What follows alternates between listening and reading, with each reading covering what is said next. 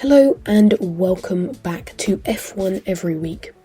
My name is Ben Wethel and today I'm going to be rounding up all of the action from the final test in Bahrain before the first round of the season next week at the very same circuit. You can listen to the podcast on a number of streaming platforms including Spotify and Apple Podcasts, all linked below. Now, without further ado, let's get into episode 47. The test began on Thursday under a sunny Bahrain sky, reflecting the jubilant news of Kevin Magnussen's return to Formula One. After the removal of Nikita Mazepin from F1 by the Haas team due to the Russian's father's close ties with Vladimir Putin, Haas were looking likely to sign Brazilian Pietro Fittipaldi as his replacement. However, in a move that very few saw coming, former Haas driver Kevin Magnussen was signed on instead, the Danish racer returning from only a season's absence from the sport. Another piece of news that stirred up shock in the paddock was Mercedes' bold side pods, or should I say, lack thereof. Instead of the larger radiator inlets that the team were using at Barcelona, Mercedes have instead opted for a significantly narrower design that has a very small triangular inlet, which slants dramatically inwards. The radiator instead moved to the back, creating a very bulky behind. But we were yet to find out if this new innovation actually worked. The first day saw AlphaTauri's Pierre Gasly top out the times, with an effort just within the 1:33s. Despite Charles Leclerc finishing highest in the morning session, he slipped back to third, behind Ferrari teammate Carlos Sainz, who set a time 4/10 off Gasly's. As the track cooled for the afternoon session, Lance Stroll in fourth brought out the first red flag of the day before the afternoon session, as part of his aero rake flew off, thankfully not damaging the car severely. The Williams of Alex Albon took fifth, with Lando Norris, whose teammate Daniel Ricciardo was unable to drive due to illness, in sixth. Valtteri Bottas was right behind in seventh, the team having sorted out some of the issues that they faced in Barcelona, racking up a total of 120 laps on the opening day, nearly eclipsing their entire tally from the Barcelona test. Seb Vettel was in eighth, followed by George Russell, who, combined with his Mercedes teammate Lewis Hamilton, who finished in 11th, were unable to put in even close to solid lap times. However, we have seen it before and we will see it again. This is the classic Mercedes sandbagging.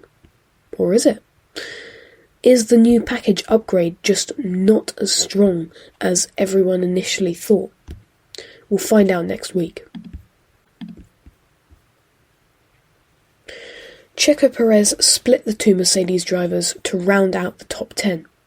The Mexican also the king of lap times with 137, despite bringing out the second red flag of the day, spinning off at the exit of turn 8 and ending up beached in the gravel.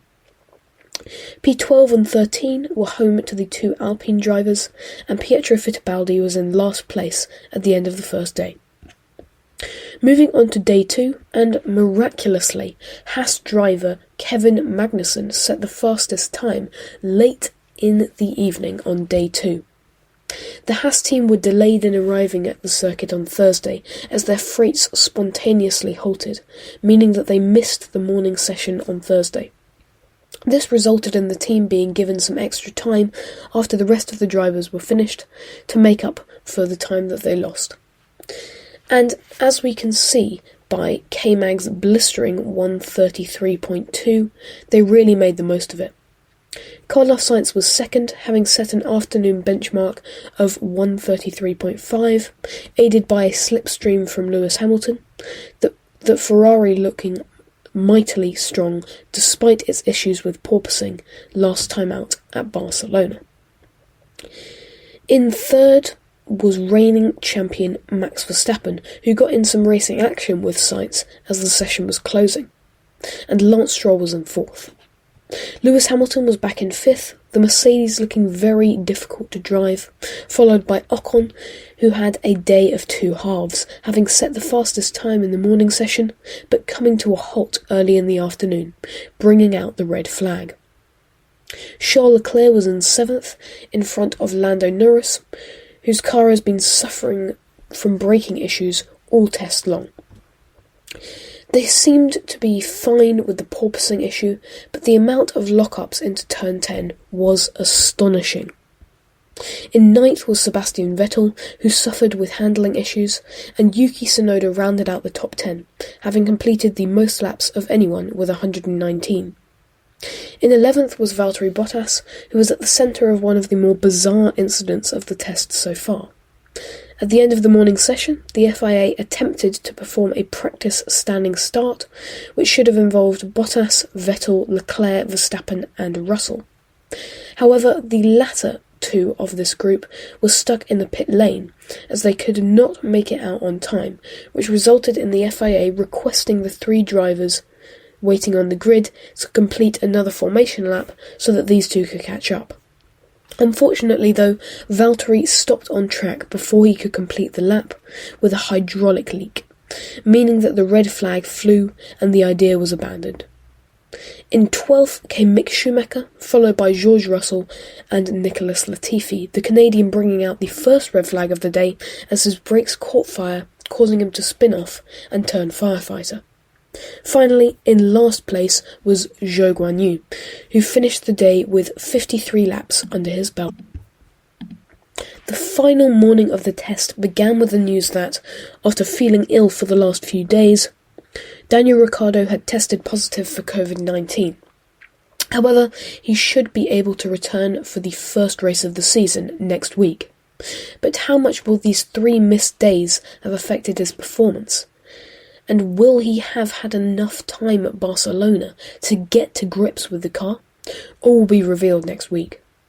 Moving on to the test itself, and Max Verstappen topped the times on the final day, with a lightning-quick 1:31.7, which came just moments after he made an uncharacteristic mistake, which sent him for a spin. Red Bull truly showed their hand today, as Max finished 7/10 ahead of the rest, and Sergio Perez finished the morning session on top, ending the day in 7th.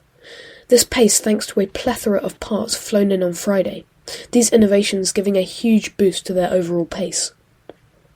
Haas once again made the most of their extra time, as Mick Schumacher shot up to second in the early evening, despite a near-fatal spin on the exit of the final corner, after teammate Kevin Magnussen had to deal with water and fuel leaks in the morning, keeping him down at the very bottom. Ferrari once again showed their strength with a solid P3, followed by Fernando Alonso in the Alpine, the team clearly having squeezed out the gremlins of the last test. Mercedes were once again lagging behind the rest, their performance issues having been highlighted in the previous few days, and the 8-time Constructors' Champions eager to find solutions. With George Russell in 5th and Hamilton in 17th, second to last. The two Alfa Romeos had a solid day as well, with Valtteri Bottas in 6th and Guan Yu in 11th, the pair having put in 153 laps. But Bottas came to a halt with only an hour to go with gearbox issues, bringing out the red flag, the team's reliability issues ever clearer. Yuki Tsunoda finished 7th overall, teammate Pierre Gasly back in 12th, with Lando Norris the only McLaren competing today in 9th. The team still facing massive braking issues. Sebastian Vettel rounded out the top 10, with Carlos Sainz back in 13th, followed by both Williams drivers. Nicholas Latifi coming back from his fiery finish yesterday to complete 124 laps, the most of any other driver, and Lance Stroll was in 16th after 2 days in the top 5. So what did we learn from this final test? Red Bull showed their hand very late in the day, and with Max saying afterwards that he could have gone quicker had he chosen to, is a testament to his and the team's confidence in the package. However, Ferrari are also up there, with a consistently solid pace throughout the test, letting rivals know that they'll be hard to beat. We saw McLaren really take a fall from grace this time round, with braking issues plaguing the team all test long. Another team who needs to improve their reliability is Alfa Romeo, who will clearly have pace, but need to sort out their engine issues.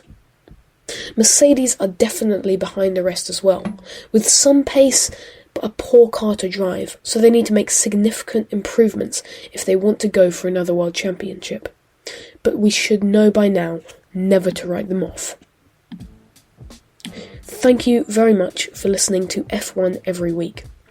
I hope that you will have enjoyed, and I will see you next weekend for the first race roundup of the 2022 season.